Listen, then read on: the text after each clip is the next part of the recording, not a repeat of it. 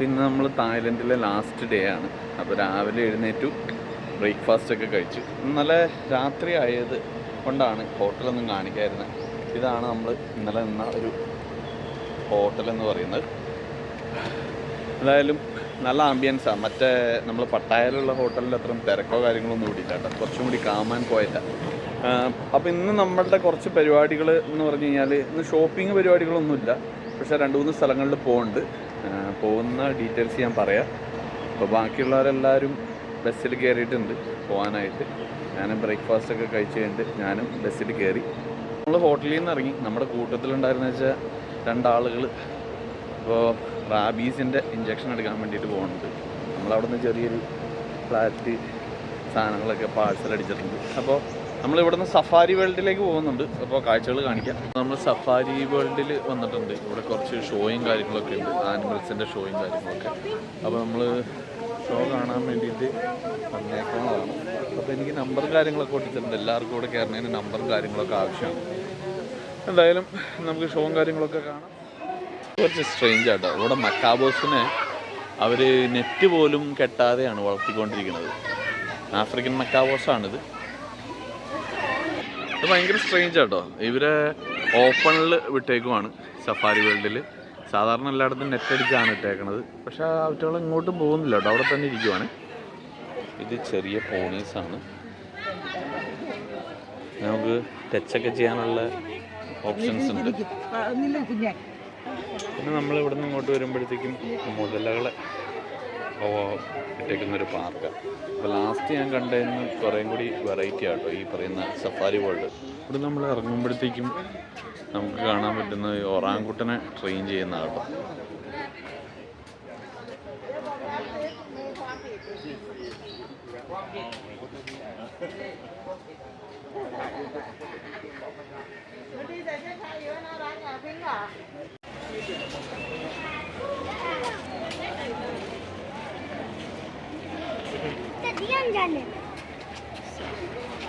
ഇതെല്ലാം പല type ആൻറ്റീറ്റേഴ്സാണ്.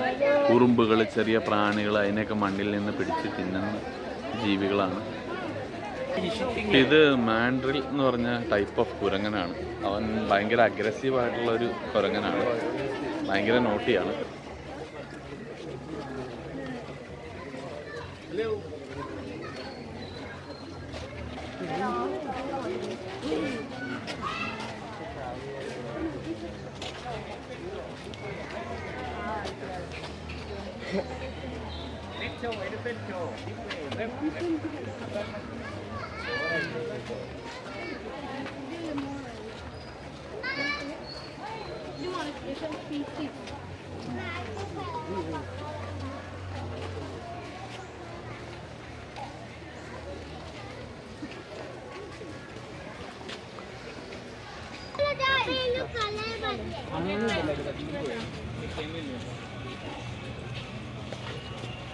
Giant സീസ് ടർട്ടിലാണ്.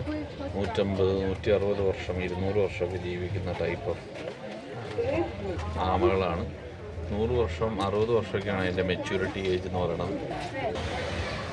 കാര്യം സീ ലയൺസിൻ്റെ ഇതൊക്കെ ഞാൻ ഇട്ടിട്ടുണ്ടെങ്കിലും സീ ലയൺസിനെ ഞാൻ ഇതേപോലെ കാണുന്ന ആദ്യമായിട്ടാണ്. കടൽ പന്നി, സീ ലയൺ.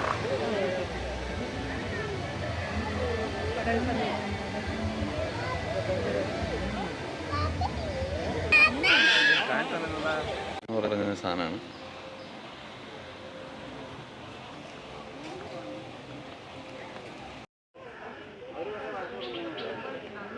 പിന്നെ നമ്മൾ വാർഷോയ്ക്കാണ് കയറാൻ വേണ്ടിയിട്ട് പോകുന്നത്.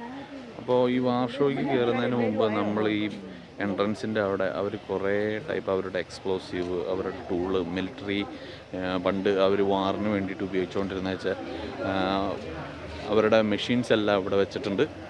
അപ്പോൾ അതിൽ എനിക്ക് ഏറ്റവും കൗതുകമായിട്ട് തോന്നിയത് ഈ ടാങ്കുകളാണ്. ഇതാണ് ഒരു ടാങ്കിൻ്റെ ഉൾഭാഗം. ശരിക്കും ടാങ്ക് അവർ കൊണ്ട് എടുത്തിട്ടേക്കുന്ന കേട്ടോ അവരുടെ ഗവൺമെൻറ്. ഇതൊക്കെ സീൽ ചെയ്ത് അടച്ചിട്ടുണ്ട്. ഇതാണ് നമ്മൾ ഇംഗ്ലീഷ് സിനിമകളിൽ മാത്രം കാണുന്ന മെഷീൻ ഗൺ. ഈ നമ്മൾ പ്ലെയിനൊക്കെ അടിച്ച് താഴ്ത്തിട്ടിരുന്ന ടൈപ്പ്. പിന്നെ അവരുടെ വാർഫീൽഡൊക്കെ കാണിച്ചിട്ടുണ്ട് അവിടെ. വാട്ടർ ജെസ്കികൾ, അതുപോലെ തന്നെ സ്പീഡ് ബോട്ടുകൾ, എത്ര ലക്ഷം രൂപ കോടി രൂപയുടെ സാധനം അവിടെ കിടന്ന് പോകുന്നതെന്ന് ആലോചിച്ച് നോക്കി. സന്ദർശകർക്കായിട്ട് മാത്രം വെച്ചേക്കണം. പണ്ടത്തെ ജെസ്കിയുടെയൊക്കെ മോഡൽ കണ്ടോ? അവരുപയോഗിക്കുന്ന ക്രെയിനുകളാണ്. എനിക്കിവിടെ ആങ്കറും ബോൾട്ടറും ചെയ്തിട്ടേക്കുവാണ്. ഇത് സ്പൈവാർ US ആർമിയൊക്കെ യൂസ് ചെയ്തുകൊണ്ടിരുന്ന മെറ്റീരിയൽസാണ്. ഇവർക്ക് വർഷങ്ങൾക്ക് മുമ്പ് നിർബന്ധിത ആർമി ട്രെയിനിങ് കാര്യങ്ങളൊക്കെ ഉണ്ടായിരുന്നു. നമ്മളത് വാർഷോ ഏരിയയിലേക്ക് കയറിയിട്ടുണ്ട്. എൻ്റെ ടൂർ ഗൈഡ് എനിക്ക് വേണ്ടിയിട്ട് കൊണ്ടുതന്നതാണ് ഈ കീ ചെയിന്. വലിയ ദേശാടന പക്ഷികളുടെ കൂട്ടത്തിലുള്ള അതിനെപ്പറ്റി ഇവിടെ കൂട്ടിലിട്ടായിരുന്നു. പക്ഷെ എന്തായാലും ഇത് ഇവറ്റകൾ കൂട്ടമായിട്ട് മൈഗ്രേറ്റ് ചെയ്യണതാണെന്ന് ഞാൻ ഇവിടെ വായിച്ചിട്ടുണ്ട്. കങ്കാരൂസാണ് കേട്ടോ.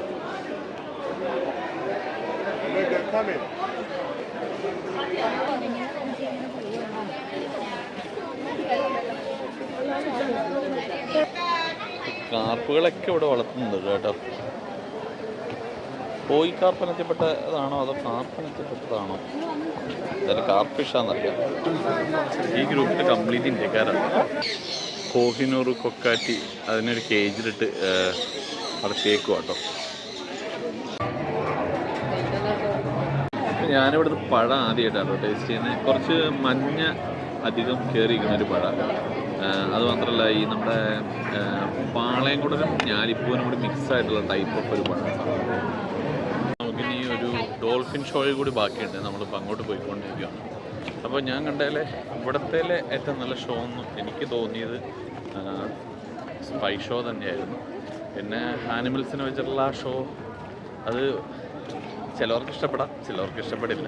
എന്തായാലും ഇറ്റ്സ് ഓൾ റൈറ്റ്, കണ്ടിരിക്കാം. നമ്മൾ തായ്ലൻഡിൽ വന്നിട്ട് ആദ്യമായിട്ടാണ് ഇവിടെ ഒരു ബ്ലോക്ക് കാണുന്നത്. നമ്മുടെ ഫ്രണ്ടിൽ എന്തോ സംഭവിക്കുന്നുണ്ട്, പോലീസുകാരൊക്കെ നിൽക്കുന്നുണ്ട്. ഒരുപക്ഷെ ട്രാഫിക് മാനേജ്മെൻറ്റ് ആയിരിക്കാം. പക്ഷേ ഇത്രയും നല്ലൊരു ബ്ലോക്ക് കിട്ടുന്നത് ഇപ്പോൾ ആദ്യമായിട്ടാണ്. മെട്രോ ട്രെയിൻ ഉണ്ട് അവിടെ നിന്ന് ഈ നമ്മളിപ്പോൾ ഈ കാണിക്കുന്നത്. പിന്നെ ഈ പോകുന്നത് ലോക്കൽ ട്രെയിൻ ട്രാക്കായാണ് ഇവിടെ നിന്ന് ബാങ്കോക്കിലേക്ക് പോകുന്നത്.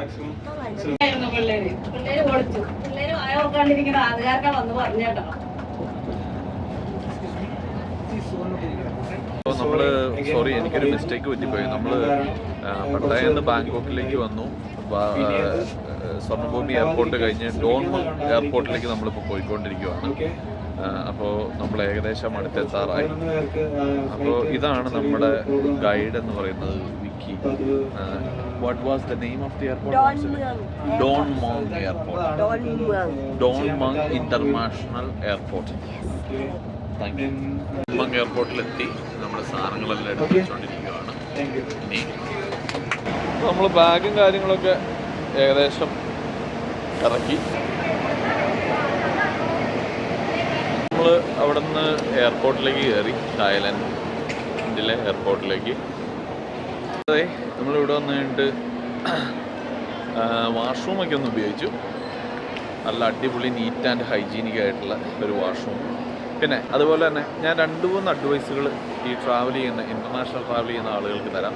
അതിൽ ഒന്നാമത്തെ എന്താണെന്ന് പറഞ്ഞു കഴിഞ്ഞാൽ, ട്രാവൽ ചെയ്യുമ്പോൾ എപ്പോഴും ലൈറ്റായിട്ടുള്ള വളരെ ഫ്ലെക്സിബിളായിട്ടുള്ള ഡ്രസ്സുകൾ വേണമായിട്ട്.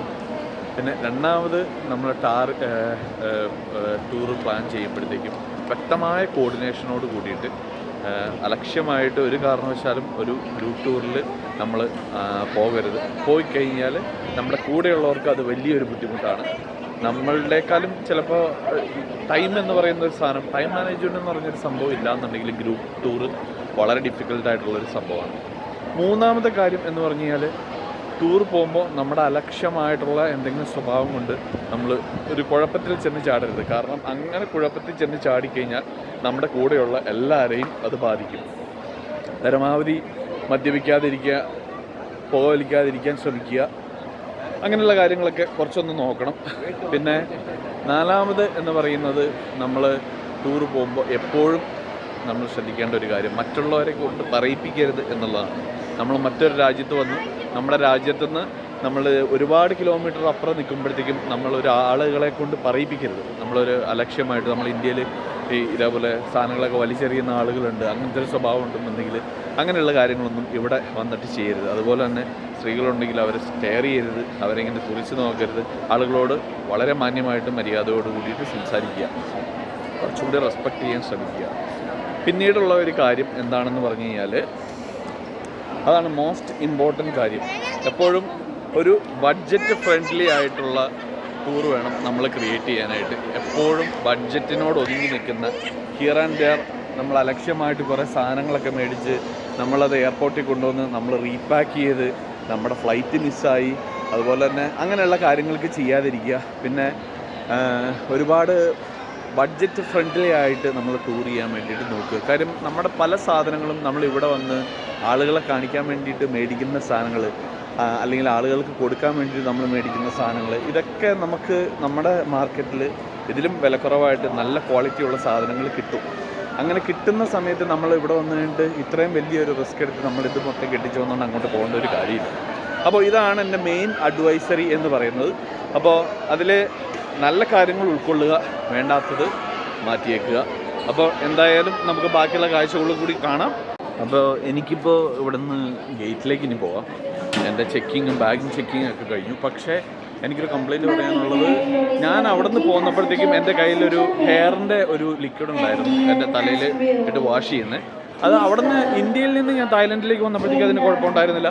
പക്ഷേ തായ്ലൻഡിൽ നിന്ന് ഞാനത് ഇന്ത്യയിലേക്ക് തിരിച്ചു കൊണ്ടുപോകാൻ നേരത്ത് ഇവരത് സ്റ്റോപ്പ് ചെയ്ത് അത് ഓപ്പൺ ചെയ്ത് അവർ ചെക്ക് ചെയ്ത് അവർ ആ സാധനം ഡംപ് ചെയ്തു. അപ്പോൾ അതെന്താണെന്ന് എനിക്ക് മനസ്സിലായില്ല. ഞാൻ അവരോട് ചോദിച്ചു കഴിയുമ്പോഴത്തേക്കും അവർ പറഞ്ഞു മേ ബി അവർ ചെക്ക് ചെയ്തില്ല. അതെൻ്റെ പ്രശ്നമല്ലല്ലോ ചെക്ക് ചെയ്യാതിരുന്നത്. അങ്ങനെയാണെന്നുണ്ടെങ്കിൽ ഞാൻ ഇത്ര കാശ് കൊടുത്ത് ഈ സാധനം മേടിച്ചിട്ട് അവരതെടുത്ത് കളയേണ്ടത് മര്യാദയല്ലല്ലോ. അപ്പോൾ അതായിരുന്നു എൻ്റെ ഒരു കംപ്ലയിൻറ്റ് എന്ന് പറയാനായിട്ട്. Accept that everything was fine. എന്തായാലും നമ്മളിനിപ്പോൾ ഇതിൻ്റെ ഉള്ളിൽ കൂടെയൊക്കെ ഒന്ന് നടന്ന് കണ്ട് കാഴ്ചകളൊക്കെ കണ്ടിട്ട് നമുക്ക് തിരിച്ച് നാട്ടിൽ പോകാം. അപ്പോൾ എയർപോർട്ട് അവരുടെ ഭാഗത്തുനിന്നുണ്ടായിരുന്ന വെച്ചാൽ